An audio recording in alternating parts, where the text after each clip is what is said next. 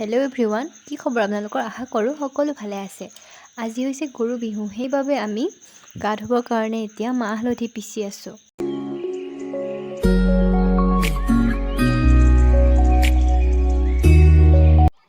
আজি আমাৰ গৰু নাই, মানে সেইকাৰণে আমাৰ দাদাহঁতৰ গৰুকেইটা ইয়াতে ধুৱালে, তাকে চাবৰ কাৰণে আহিছোঁ আমি।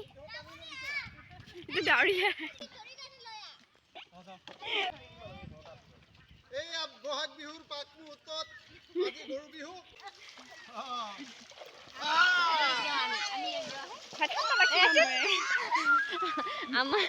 আমাৰ গৰু নাই, সেইকাৰণে দাদাহঁতৰ সৰু গৰুটো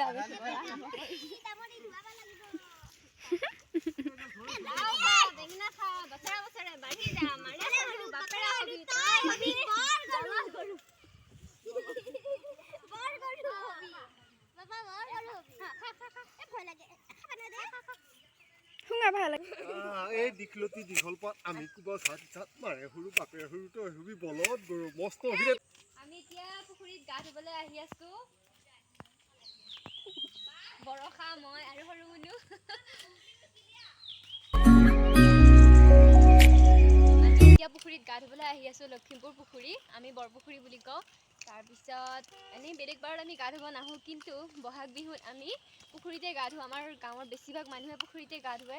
তাৰপিছত এয়া হৈছে মাহ হালধি, ৰিবন আৰু চাউল, আৰু ইয়াতে লগত কিবা লাগে, সেইটো বস্তু পোৱাত নাই, সেইবাবে আমি এইখিনিয়ে আনিছোঁ। মঠা লাগে।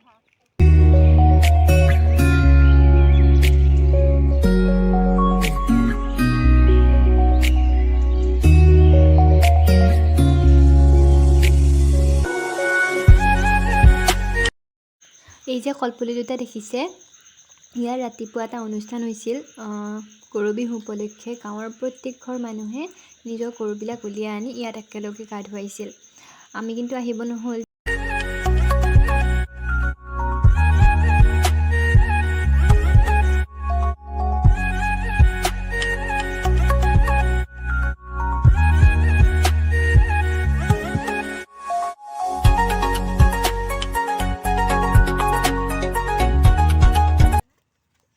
গা ধুম এতিয়া, মাহ হালধিখিনি সানি আছোঁ গাত।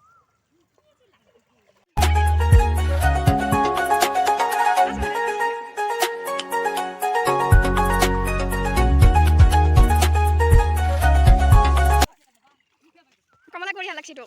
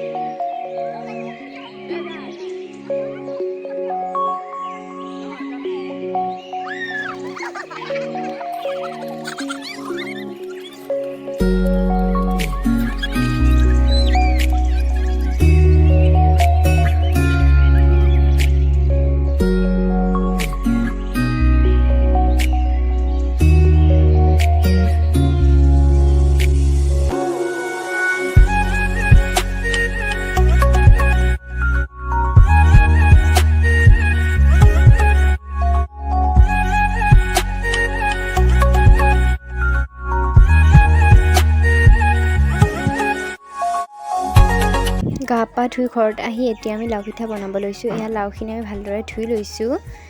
তাৰপিছত কেৰাহীখনত আমি লাওখিনি ভাজি আছোঁ, অলপ মৰহি নোযোৱালৈকে ভাজি থাকিম। তাত অকণমান ছ'ডা বা খাৰ দিব পাৰে, লগতে অকণমান নিমখ। এতিয়া লাওখিনি ধুনীয়াকৈ মৰহি গ'ল। এইবাৰ আমি ভাজি লৈছোঁ পিঠাগুড়িখিনি, এয়া ভাত খোৱা চাউলৰ পিঠাগুড়ি। এতিয়া ইয়াত লাওৰ লগত গুড় দি সানি লৈ তাত অকণমানকৈ পিঠাগুড়ি মিক্স কৰি এইখিনি সানি ল'ম।